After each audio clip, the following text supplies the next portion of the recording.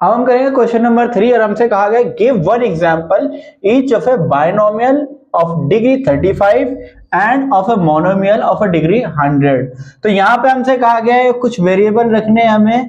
तो बायनोमियल होता है जहां पर डबल एक्स हो गया, मतलब दो टर्म्स हो गए, 1 2, यहाँ 2 टर्म्स हो गई। हमें कहा गया है बायनोमियल और मोनोमियल रखने हैं जिसकी डिग्री कितनी होनी चाहिए, बायनोमियल की होनी चाहिए 35 और मोनोमियल की होनी चाहिए 100।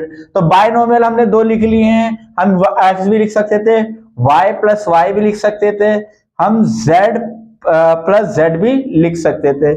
हमें क्या करना है, सिर्फ डिग्री ऐड करनी है और जितनी कही जाएगी हमें उतनी ही करनी है, उससे ज्यादा नहीं करनी। तो बायनोमियल में हमें 35 रखनी है, तो हम रखेंगे 35 और 34।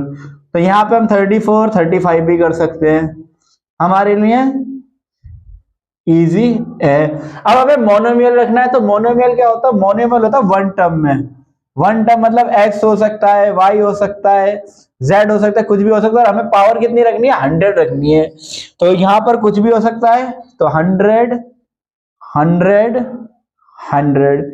और यही हमारा इस थर्ड क्वेश्चन का आंसर है। आप कोई सी भी टर्म्स रख सकते हो, उसमें ऐड कर सकते हो, बस हमें आपको पता होना चाहिए द्विपद और वन पद, एक पद और दो पद, यही होती है बायनोमियल और मोनोमियल।